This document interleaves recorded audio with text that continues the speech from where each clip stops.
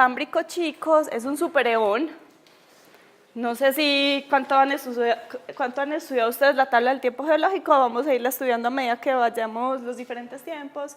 Entonces es un supereón que está dividido como en grandes bloques y todo esto es entendible que sean grandes bloques a diferencia de lo que empieza a ocurrir más adelante en la tabla del tiempo geológico, pues obvio. Entre más atrás nos vamos en el tiempo, más dificultades tenemos de precisar grandes eventos que nos marquen periodos. Acuérdense que esto es finalmente un invento y que casi todas las divisiones de la tabla del tiempo geológico están marcadas por cambios significativos en las especies vivientes, bien sean principalmente sus extinciones, ¿cierto? Entonces, el Precámbrico es un gran eón y en Colombia digamos que tenemos información significativa, por así decirlo, más o menos desde el Proterozoico. Para el Arcaico tenemos una información como muy vaga y nos toca indiscutiblemente amarrarnos a lo que se tenga de Venezuela y de Brasil y vamos a entender entonces por qué también pasa esto para Colombia. Entonces, el Proterozoico más o menos empieza 2500, está desenfocado, ¿o soy yo? Ah, es los rayos del sol que le pegan a este. Bueno, entonces el Proterozoico ubiquémonos más o menos a 2500 millones de años, o sea, 2.5 gigaaños. Las rocas más antiguas que hemos encontrado en Colombia son del Proterozoico. No hemos encontrado en Colombia rocas más antiguas de este periodo. Sí sabemos que hay otras localidades en el planeta Tierra en donde se han encontrado rocas hasta de 4.1 gigaaños, ¿cierto? En Canadá y esto. Listo. Estas son las referencias de interés que están en la literatura que les pasé al principio. La presentación que yo les voy a hacer está fundamentada principalmente en Toussaint y en Cediel. Ustedes también estuvieron revisando las hipótesis de los terrenos según los tres autores. Si nos sobra tiempo hablamos un poquito. Entonces la presentación que yo les voy a hacer está fundamentada principalmente en Toussaint y en Cediel. Cami nos va a hablar de este artículo de la evolución geológica de la Sierra Nevada de Santa Marta y Caro nos va a hablar de Cronenberg, ¿cierto? De estos de acá, yo no sé si los alcancemos a abarcar todos, pero para mí era importante pues, que a ustedes les quede esa compilación hecha por si más adelante en su vida profesional necesitan, ay, ¿qué más habrá del Precámbrico en Colombia? Y ahí está. Bueno, entonces, ¿qué quiero que tratemos más o menos del Precámbrico? Que revisemos cuáles son. Y en general me parece que esto es una buena estructura para los diferentes periodos geológicos. ¿Cuáles son los eventos tectonometamórficos del Precámbrico? ¿Cuáles son las localidades donde tenemos Precámbrico en Colombia hasta ahora documentadas? ¿Cuáles son las estructuras? Y a esto me refiero a fallas profundas principales del Precámbrico. ¿Cuál es el registro estratigráfico que tenemos? Vamos a hablar un poquito del Precámbrico en la Sierra Nevada de Santa Marta y en algunas localidades de interés. Por el tiempo creo que aquí voy a cortarlo un poquito, pero ahí les quedan las diapositivas pues, para cuando ustedes, y un poquito sobre lo que suponemos cómo debió haber sido la evolución y la paleogeografía para este periodo. Esos son los temas que vamos a tratar. Entonces, para ir como ubicándonos temporalmente nos toca tener un marco de referencia geográfico actual, ¿cierto? Vamos a ver una clase más adelante, algo que el doctor Cediel llama los tectonic realms, que son más o menos estos, pero yo creo que un par de clases más adelante vamos a estudiar un poquito mejor esto, que es la configuración actual, pero nos sirve de punto de referencia para ir hacia atrás en el pasado. Entonces, la configuración tectónica actual, propuesta por el doctor Cediel, y créanme que yo he tenido la posibilidad pues, de regionalmente analizar esto y con los datos que yo he revisado me da que tiene mucho sentido. Entonces aquí tenemos una zona que hoy en día en el argot de los petroleros sería como el frente de fallas frontales del Piedemonte Llanero. Para referencias bibliográficas más antiguas van a encontrar como el megasistema de fallas de Guaycáramo, ¿cierto? Y para que nos ubiquemos, esto estaría como completamente restringido al pie de monte de lo que llamamos la cordillera oriental. Entonces, de este lugar hacia el este en Colombia, todo va a ser teóricamente autóctono, ¿cierto? Y como entendemos la evolución geológica de Colombia, de esta zona hacia el occidente, vamos a tener la ocurrencia de cuerpos que son alóctonos, entendidos entonces que su génesis geológica no fue en ese lugar, sino que se formó en otra parte y que conforme la evolución tectónica ha dado lugar, entonces se han ido acrecionando al borde del continente suramericano. ¿Qué es importante decir entonces de esta configuración tectónica actual en relación al precámbrico? Que si bien vamos a tener la ocurrencia de cuerpos precámbricos en el escudo de la Guayana, como es de esperarse, lo que hemos encontrado es que también hay cuerpos precámbricos en estos otros bloques. En el único bloque en donde no tenemos cuerpos precámbricos es en el que el doctor Seyel llama el arco Panamá-Chocó. Aquí no tenemos ocurrencia de ningún cuerpo precámbrico. En este terreno que el doctor Seyel llama el terreno Caribe, tampoco lo tenemos. Lo tendríamos en la subplaca continental, acá tenemos ocurrencias, en la placa de Maracaibo, en el terreno de La Guajira, y ya. No tendríamos precámbrico ni en los pacíficos ni en los terrenos del Pacífico, perdón, ni en el arco Panamá-Chocó. Entonces, ojo, que nosotros nos encontremos rocas precámbricas, por ejemplo, en la placa de Maracaibo, específicamente en la localidad de Santa Marta o en La Guajira, o que nos encontremos precámbrico en lo que el doctor Seyel llama la subplaca central continental, no quiere decir que todo el terreno como tal tiene esa edad y tampoco quiere decir nada en relación al momento en el cual el terreno fue acrecionado al continente, ¿cierto? Entonces hay que empezar a diferenciar como edades de las rocas, que yo puedo tener unos terrenos más jóvenes, aunque en él haya unas rocas más antiguas. Eso quiere decir que sea cual sea el lugar en el cual se formaron, lo que sí sabemos es que para ciertos momentos del periodo geológico todavía no estaban emplazados al borde del continente suramericano. Listo. Entonces, lo vamos a discutir cuando tengamos la conversación entre todos de los terrenos, pero por el momento basta con que tengamos todos de referencia, con que los terrenos se limitan. Los grandes terrenos que se han acrecionado al borde suramericano se limitan por unas fallas muy importantes y esas fallas, una vez el terreno se acreciona, la llamamos sutura. Entonces, las principales suturas que tenemos en Colombia las podríamos referenciar a estos 5 momentos, en donde tendríamos la primera de ellas, que es la del Grenvillian, que es de la que nos va a hablar Caro hoy, ¿cierto?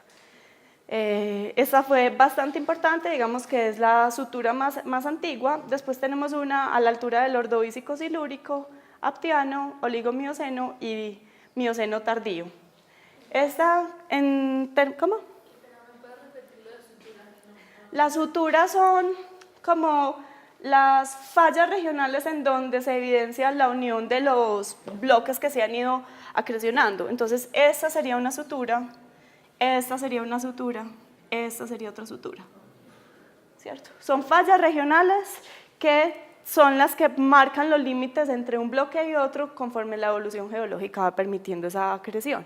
Entonces, la primera sutura de todas es esta, que se dio a la altura del Grenvilliano, de la Eugenia de Grenville, que ocurrió en el periodo precámbrico y que sería la que hoy nos interesaría, pero me parece importante que tengamos la película completa y vayamos estudiando entonces el avance progresivo de esas acreciones, pero es importante desde ya. ¿Cuál llamamos romeral? Esta de acá, la del Aptiano. La número 3 es la que llamamos romeral. Sistema de fallas romeral, que hoy en día sabemos que tiene un comportamiento principalmente de rumbo y que está activo, para el Aptiano era el borde del continente suramericano. Entonces, esto es de mayor importancia porque lo hemos conversado otras veces, nos divide una afinidad netamente continental de un basamento de una afinidad oceánica. Y esta, que es la última, la del Mioceno tardío, es la última y es la que marca el cierre del Istmo de Panamá. O sea, esa sutura tiene una relevancia mayor porque con esa se cierra el Istmo de Panamá y por consiguiente las 3 Américas empiezan a existir desde ese momento y eso tiene unas implicaciones fundamentales en la colonización de la biodiversidad en el territorio colombiano. Muchas especies de fauna y flora entraron a Sudamérica porque se cerró el Istmo de Panamá. Y esa estaría representada entonces por la número 5, que es la del Late Miocene, que es esta de acá, que hoy en día este sistema de fallas en este tramo lo llamamos el sistema de fallas de Garrapatas, en este tramo de acá es el sistema de fallas de Uramita y sigue teniendo un comportamiento principalmente de rumbo. Listo. Bueno, entonces, para el escudo de la Guyana, desde la perspectiva de Toussaint, también tengamos en cuenta dos cosas que yo creo que son justas decirlas. Estas publicaciones de Toussaint salieron en 1993. Lo que yo les voy a presentar de Cediel sigue publicando, o sea, Cediel sigue estando muy activo. De hecho, va a sacar una publicación este año, de la cual me invitó, pero en la que no pude pertenecer por ser profe de ustedes. Era o ser profe de ustedes o participar de esa publicación. No era capaz de las dos cosas. Entonces, obviamente, desde 1993 hasta ahora han transcurrido, pues, ¿qué? 20 años, poco más. Y entonces ha habido el ingreso de muchos aportes de tesis de doctorado, muchos trabajos. El doctor Cediel, a diferencia de Toussaint, trabajó muchísimos años para la industria petrolera, entonces tuvo acceso a una infinidad de líneas sísmicas, pozos, etcétera, etcétera. Entonces, digamos que tiene una ventaja competitiva, por así decirlo. Pero eso significa que la evolución geológica de Toussaint, por ejemplo, que fue la que yo estudié en la universidad, ya hoy en día no tiene validez. El único periodo geológico que, digamos, en el cual todavía no hay mucha discrepancia entre Toussaint y Cediel es el precámbrico, y por eso les voy a presentar las dos. Después de que se acaba el precámbrico, de ahí en adelante ya Toussaint es como un cuento infantil para la lectura por la noche. O sea, ya no tiene validez científica, pero hay que decirlo, fue un esfuerzo muy importante que se dio, pues para el momento era lo mejor que había. Por fortuna ya tenemos pues como más avanzado el conocimiento. Entonces, aquí tenemos la configuración de Colombia y el escudo de la Guayana. Hoy en día lo entendemos, y eso no lo conversó un poquito Sebas, realmente el escudo de la Guayana pertenece al cratón amazónico, entonces la provincia tectónica principal es el cratón amazónico y el escudo de la Guayana entonces está adscrito al cratón amazónico. Habíamos dicho la diferencia que había entre escudo y cratón, ¿era cuál? La cobertura sedimentaria. ¿Cuál de los dos tiene cobertura sedimentaria? El escudo, ¿cierto? Entonces el escudo es un cratón que tiene sedimenticos encima. Bien, y miren la diferencia. Esta es la visión de Toussaint y miren la visión de Cediel. Bueno, hay que decir otra cosa, y es que Cediel tiene una apuesta estética súper importante, entonces mete 4 o 5 diseñadores gráficos e ilustradores a que le hagan sus mapas. Entonces logra unas cosas tremendas. Entonces, yo les voy a pasar eso porque para uno entenderse todo este mapa necesita por ahí 2 horas enteras de leerlo, y es algo que quiero que pase con este curso, que ustedes terminen con una habilidad suprema de hacer lectura de mapas geológicos. Entonces, ¿qué llama la atención desde el punto de vista estructural para el periodo precámbrico? El desarrollo de unos rift muy importantes. Todo esto que ustedes están viendo acá es una estructura de rift, esta es otra estructura de rift, y por ejemplo estas estructuras de rift que fueron desarrolladas durante el Proterozoico, hoy en día siguen teniendo una expresión en la gravimetría y la magnetometría. Si tenemos tiempo, yo les muestro cómo he procesado esos datos de gravimetría y magnetometría para iluminar todos estos sistemas de rift que se desarrollaron debajo de donde hoy en día, por ejemplo en esta franja, si más o menos este es el frente de las fallas de las que hemos hablado, que es la primera sutura, entonces en este sector hoy en día tenemos el desarrollo de la cuenca de Fortland, pero por debajo tenemos el sistema de muchos rifts que fueron muy importantes para todo el periodo del Proterozoico. Bien, entonces desde el punto de vista estructural, el predominio estuvo relacionado directamente con rifts. Eso es como el tema importante para tener en cuenta. Segundo, desde el punto de vista de la ocurrencia de cuerpos precámbricos, entonces tenemos esto que ustedes ven acá en magenta, es lo que se conoce como el cinturón de Grenville, asociado a la orogenia del Grenvilliano, más o menos a 1.500 millones de años. Algunos autores la ponen hasta 1.300, 1.200.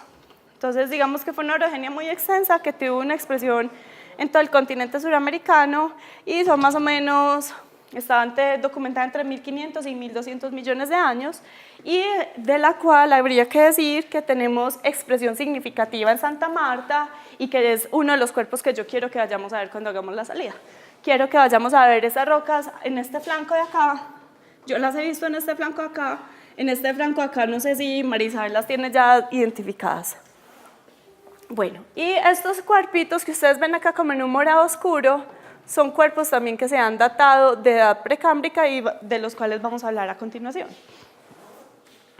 Entonces, ¿qué hice yo?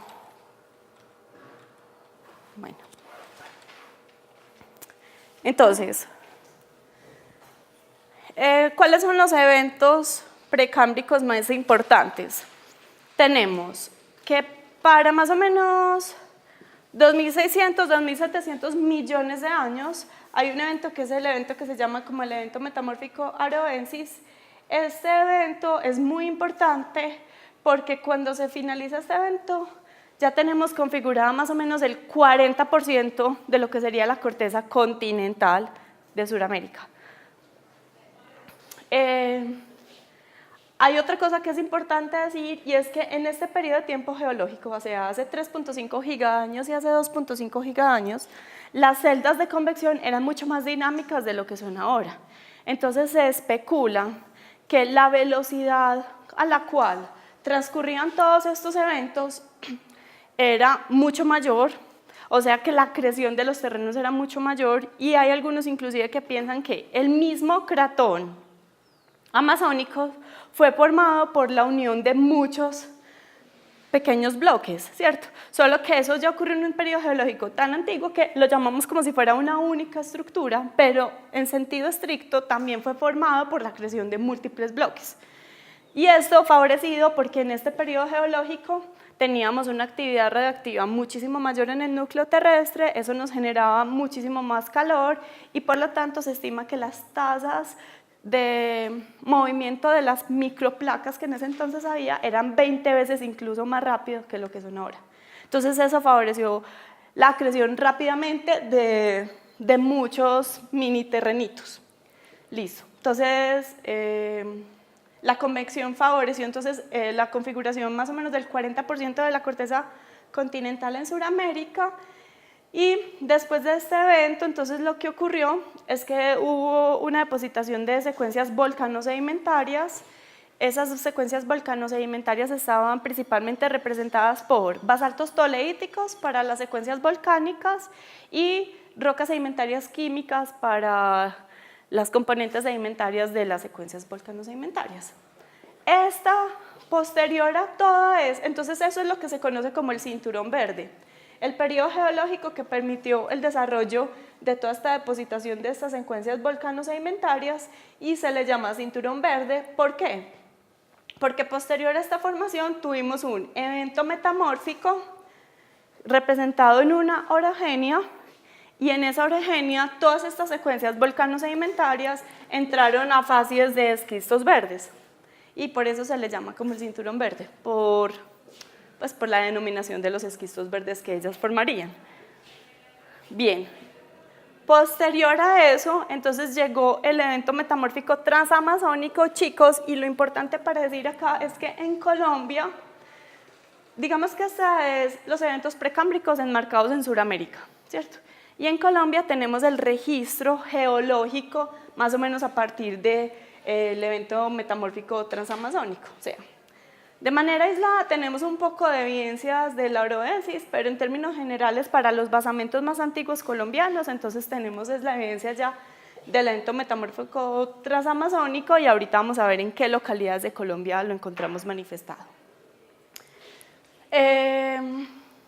Y ese evento metamórfico transamazónico fue seguido por un super evento magmático que se llama el evento magmático parguense, representado principalmente por el megabatolito de Parguasa, que queda en Brasil. Inclusive tiene algunos apófisis y también alcanzaron a llegar a parte del sur de Colombia. Y estos son muy importantes, chicos, porque son unos batolitos que tienen raíces hasta 30 y 50 kilómetros de profundidad. Están enriquecidos en una cantidad increíble de minerales radioactivos, etcétera, etcétera. Y todos estos eventos, chicos, son lo que hacen de Brasil un país tan exitoso en términos de minería, ¿cierto?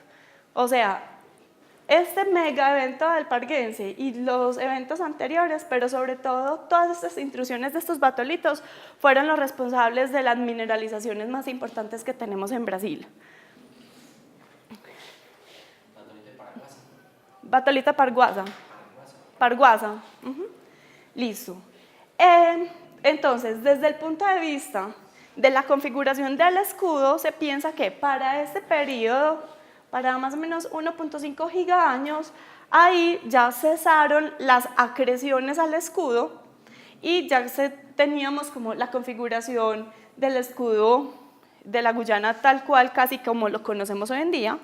Es decir, que el 80% de la formación de la corteza, aquí pues no he escrito la carreta, pero corteza continental suramericana, ¿cierto? No corteza terrestre, sino el 80% de la corteza continental suramericana estuvo dado más o menos a la altura de 1.3 gigaaños y ahí es donde ya tenemos configurado el escudo de la Guyana, que yo creo que era súper importante que tuviéramos referencia porque a uno le hablan del escudo como si hubiera sido omnipresente, pero realmente fue el resultado de varios eventos metamórficos, varios eventos magmáticos, inclusive depositaciones volcano-sedimentarias, etcétera, etcétera.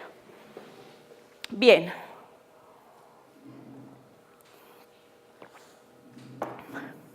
¿Todos se vieron Up? El que no se ha visto Up no puede seguir viendo esta materia, no mentiras. Up, bueno, Up es una película... Sí, la de la casita, el viejito que vuela, que toda la vida se quería ir para vivir a los Tepuy, a Venezuela. Los Tepuy de Venezuela están formados en la formación Roraima, que son esas unidades que son así, y aquí hay una persona, o más altas inclusive. Entonces, toda la configuración de los tepuys están hechos por la formación Roraima, que es, digamos, que la formación sedimentaria más antigua y que menos procesos de metamorfismo ha sufrido. De hecho, la formación Roraima solamente tiene en algunos lugares un metamorfismo de muy bajo grado y en algunos lugares también presenta unos plegamientos con unas orientaciones este-oeste. Pero unos pliegues pues como súper amplios, pues nada, lo que vimos por ejemplo en Capitanejo de pliegues apretados, etcétera, etcétera. Entonces, algunos consideran, esta formación se desarrolla pues en Venezuela y tiene un contacto depositacional sobre las unidades previas y se piensa que en Colombia tenemos un equivalente a esta formación Roraima, y la conocemos como la formación Pedraza. Entonces es un equivalente estratigráfico, eso quiere decir que consideramos que estuvo en ambientes geológicos similares y fundamentalmente la formación Roraima está relacionada con ambientes costeros, fluviodeltaicos y zonas litorales, es decir, que vamos a encontrar un montón de arenitas cuarzosas, arcosas, bien. Y en el evento entonces nicariense se nos da ese metamorfismo bajo sobre la formación Roraima, un poco de pliegues, pero lo más importante del evento metamórfico del nicariense es el desarrollo de amplias zonas de milonitización, que quiero saber qué es. Quiero que me digan qué son las zonas miloníticas. ¿Qué significa una milonita? ¿Qué es una milonita?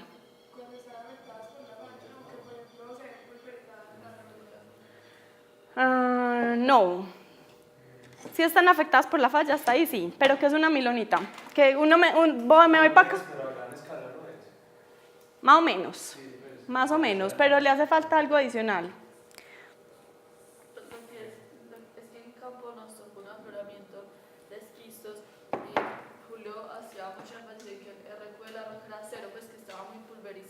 pero era por la zona de falla. Pero entonces, ¿qué es? ¿Qué es una milonita, chicos?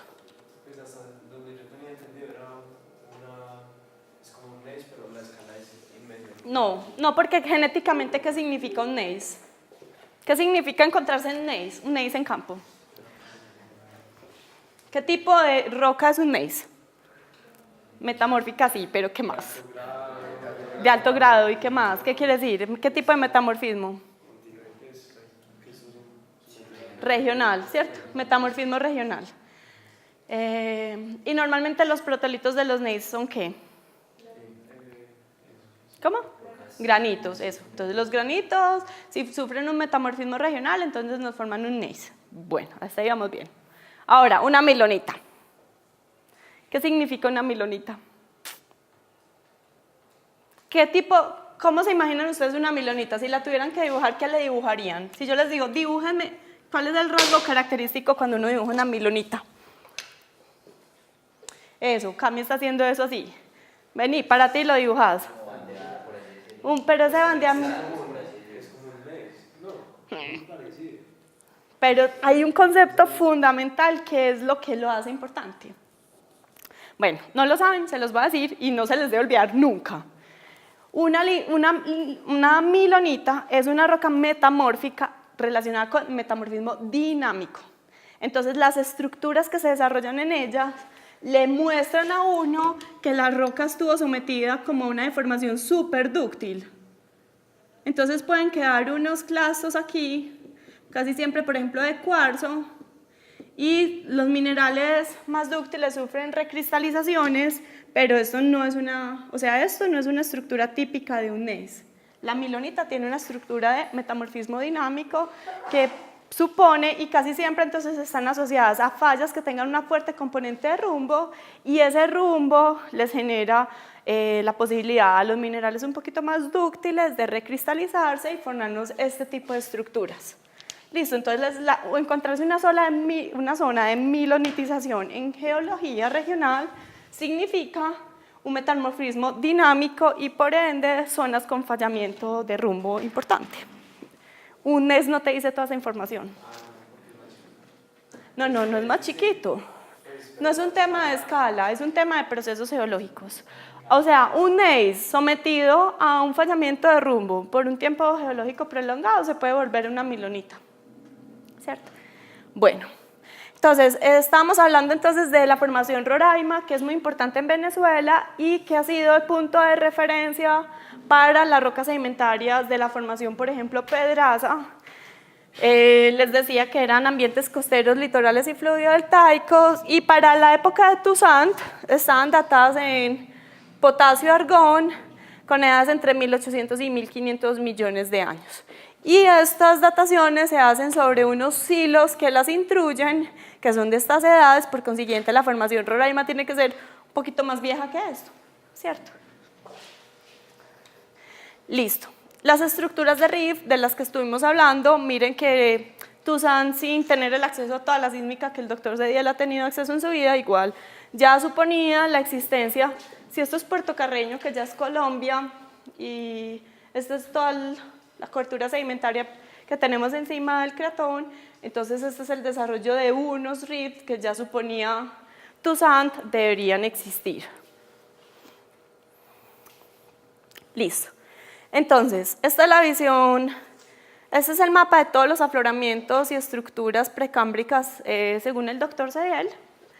Entonces tenemos el desarrollo de toda esta zona asociada a la orogenia de Grenville, aquí tenemos unos cuerpos de los que Cami nos va a hablar ahorita, y tenemos otras ocurrencias precámbricas, inclusive en los alrededores de Medellín, estudiadas por Toussaint y por Jorge Julián Restrepo y definidos dentro del grupo que ellos llaman Grupo del Retiro. Cuando uno vive eso en campo, uno solo ve, pues lo que yo he visto es una roca anaranjada, pues que ya parece un saporolito, pues o sea, hay que tener el ojo demasiado entrenado para ver algo diferente a eso. Listo, en los alrededores de Ibagué también tenemos la ocurrencia de algunas de esas rocas precámbricas y veámoslo entonces yo encontré el mapa de Cediel después de que les había imprimido el mapa de Toussaint, pero para el precámbrico no es tan grave. Ahí están los nombres de los cuerpos en la leyenda. Acuérdense que dijimos que íbamos a hacer un mapa para cada periodo geológico, entonces ahí tienen uno del precámbrico versión Toussaint. Por ahí vi que David ya tienes impreso el de Cediel, ¿cierto? Eso. Me parece que podemos tener las dos versiones y que se complementan apropiadamente. Listo. Entonces, si ustedes miran su mapa, se van a dar cuenta que el cuerpo más grande, vamos a ir acá un momentico, es este. Este es el mapa entonces que les acabo de entregar. No, como les decía, no ha cambiado significativamente. Este es el complejo, llamamos este el complejo migmatítico de Mitú. El grupo Tunubi estaba aquí en esta colita. El batolito de Parguasa, ese número 3, ¿y dónde está el número 3 ahí? Acá. Todo eso es el batolito de Parguasa. La formación La Pradera, que les digo que es esta formación que han correlacionado con la formación Roraima en Venezuela. El grupo Garzón, que estaría en toda esta zona de acá, vamos a verlo enseguida. El gneiss de Dibuya y las granulitas de los mangos que están en Santa Marta, que pertenecerían eventualmente a la orogenia de Grenville. La anfibolita de tierra adentro, por aquí.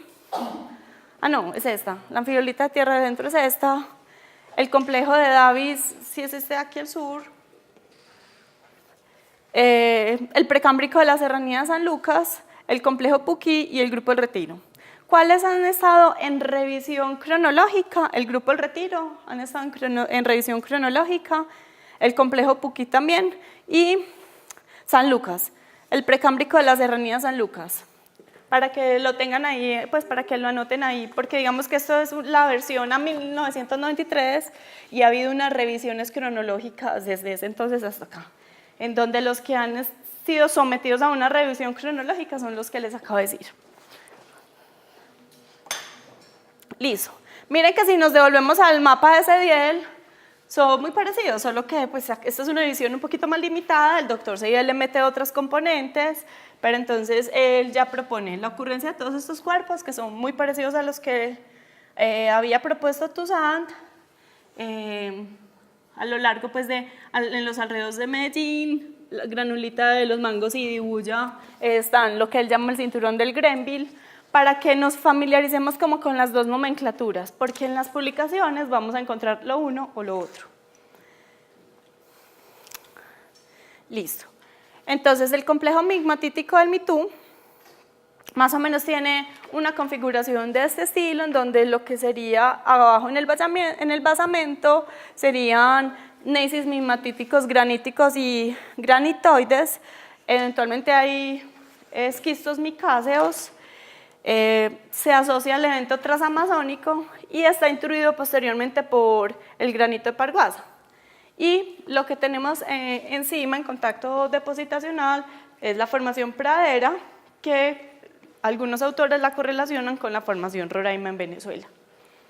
Yo les monto estas diapositivas para que... Listo. Casos muy similares ocurren en la Orinoquía, una formación metasedimentaria eventualmente correlacionable con las dos anteriores, y el complejo de Mitú y el batolito de Parguasa intruyéndolo.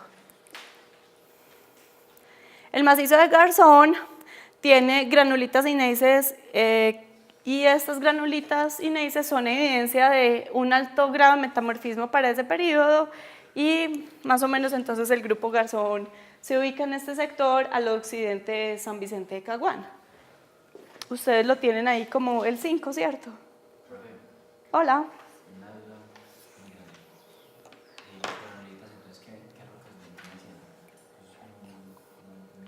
¿Qué son unas granulitas? ¿Qué? Pues como unas intercalaciones de plagioclasa y feldespato potásico. Pero eso es un mineral. Sí, pero... Ajá. Las granulitas siguen, cuando uno analiza la tendencia de la formación de las rocas en función de la profundidad y la presión. Entonces uno tiene aquí, ¿qué fases son las primeras fases? ¿Cuáles son las primeras fases? ¿Ah? ¿Cuál sigue después? Prenita, pumpilita. Listo, entonces prenita, pumpilita. ¿Son fases qué? Son las fases de más bajo grado metamorfismo. ¿Quién sigue? No, evaporitas no son rocas metamórficas. Las anfiolitas son las terceras, las granulitas son las cuartas. Esquistos azules son arriba, esquistos verdes son. Exacto, entonces siguen esquistos verdes y después anfiolitas. Granulitas, arriba de Ajá, granulitas. Y los esquistos azules tienen algo y es que aumenta la profundidad, pero no sigue aumentando. O sea, estos siguen como un tren así y si mi memoria no me falla hay un ramal por acá y están los esquistos azules.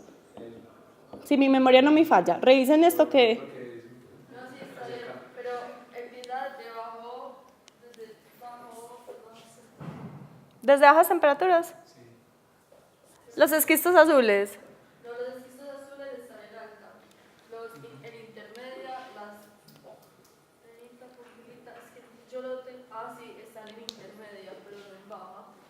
¿Baja? ¿Quién es baja? ¿Quiénes baja son? No, yo los esquistos azules no los puse. Las fases más altas son las de los esquistos azules. Solo que hay una, revisen la tablita. Yo sé que esto va así, chun, hay un tren y los esquistos azules empiezan a aparecer. Ah, pero es que no tienes el... Hay un grafiquito. Bueno, entonces, las granulitas están acá. Las granulitas, entonces, son unas rocas que nos... encontrarnos granulitas es evidencia de que hay un altísimo grado de metamorfismo. Bien. ¿Cómo? Eso, chicos, eso en geología es cultura general. Bueno, Sierra Nevada de Santa Marta, entonces lo voy a explicar con más detalle Cami. Vamos a ver si somos capaces de llegar a estas de acá. Entonces serían las granulitas de Dibuya y de los mangos, y el gneiss de los mangos, y la idea es que los podamos ir a ver en la salida de campo. Cami les habla de eso ahorita. En el macizo de Santander, que está más o menos ubicado en esta zona de Colombia, entonces también tenemos la ocurrencia de alto grado de metamorfismo, representado en varios gneiss, paragneiss y ortogneiss. ¿Cuál es la diferencia entre paragneiss y ortogneiss?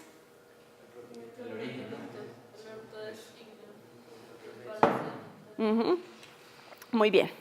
Y en la serranía de San Lucas, esta es la serranía de San Lucas, ya tenemos la falla de Palestina y también tenemos la ocurrencia de varios cuerpos precámbricos muy al margen de la falla de Palestina. Entonces, ¿cuál es el mensaje importante del precámbrico? Si revisamos la ocurrencia del precámbrico, el precámbrico acá, listo, es súper fácil de entender. Está ahí in situ y está relacionado con los eventos tectonometamórficos que vimos que le ocurrieron a la Guyana, a la escuela guayana. Entonces, la pregunta es sobre los cuerpos precámbricos que están al occidente de todo este tren y si encontramos, así están dispersos en varios lugares de Colombia, ¿qué tienen en común todos?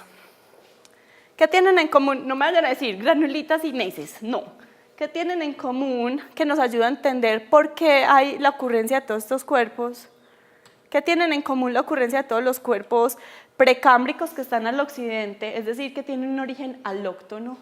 ¿Qué tienen en común todos ellos? Así unos estén en Santa Marta y el otro esté allí en el Retiro y el otro esté en la serranía de San Lucas. O sea, siguen como la misma curvatura de la margen, pues, de las placas.